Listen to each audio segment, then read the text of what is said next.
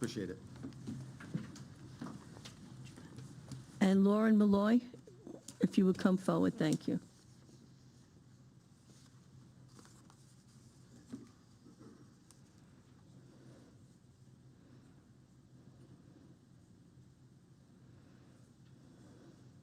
Welcome.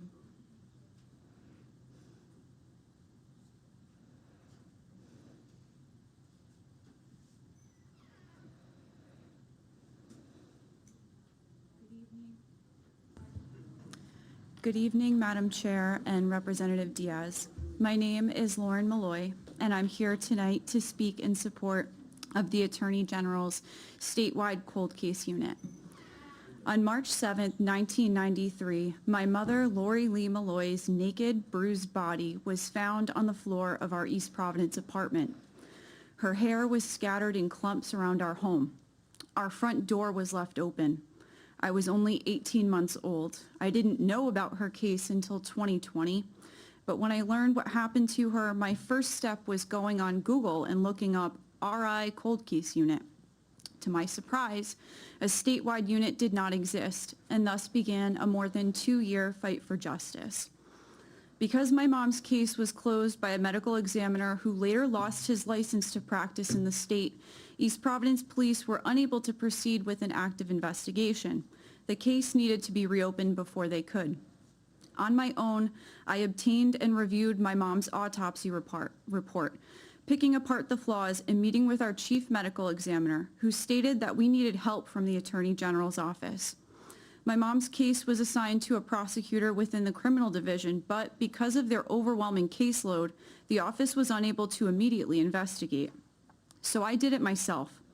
On my own, I researched my mom's life and death, interviewed people she knew and who may have known what happened to her, consulted with experts, learned about modern forensic methodologies and DNA testing technology, and more.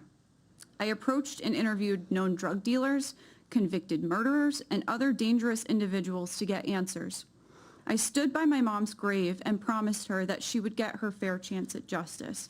And I know that you don't like photos, but I want you to know what she looked like. This was her just a few months before she died. In 2021, I started a petition to get her case reopened, which today has over 4,000 signatures and countless comments in support. I also created Unsolved RI, aimed at raising awareness about my mom's cold case and others from across the state, after realizing that my mom was far from the only victim. I teamed up with other groups like Cold Case Advocacy, the Cold Case Investigative Research Institute, and Uncovered to start bringing in better support for all local cold cases. I met with victims' families, heard their stories, and paid my respects at their loved ones' graves. It was exhausting and at times overwhelming, but I decided that I had to hold the line until the day that all victims had a voice. In 2022, I presented my case to the AG's office. After re-examining the facts, they chose to motion for my mom's case to be reopened, and it was last November. On February 1st of this year, my mom was exhumed. 30 years after she was found naked and bruised on the floor, my mother was brought back above ground for new tests to be run. She's finally getting her fair chance.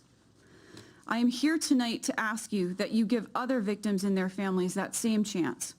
Our state's investigators and law enforcement officers do not have the resources needed to tackle this crisis on their own. While other types of cases have special court-appointed advocates, cold case victims' families are often left to navigate this process mostly alone, alongside detectives too overburdened by modern crimes to offer dedicated full-time support. This process has to change. We need a statewide cold case unit, and we need it now. Many states are already taking steps towards sponsoring cold case units. In neighboring Massachusetts, for example, the Bristol County District Attorney's Office is seeing great success with their Unidentified Body Project, which has already resulted in the nation's first cold case rape indictment and identified a John Doe after 17 years, reinvigorating the investigation into his suspicious death. We need a statewide cold case unit, and we need to join the list of other states doing the same. Cold cases were once thought to be unsolvable. This is no longer true. Today's technology, coupled with lessons learned from other cases, empowers investigators to solve the unsolvable and crush cold case backlogs. An added benefit to these efforts is reducing modern crime by removing violent offenders from the streets and letting all offenders know that they cannot get away from their actions. But doing this requires dedicated teams like the one that Attorney General Nerona has requested. So I ask you, how much is a life worth? For my family and others, you cannot put a price on what we've lost. But for around $350,000, which is a drop in the bucket compared to the state's overall budget, you can get families justice and make our community safer for all.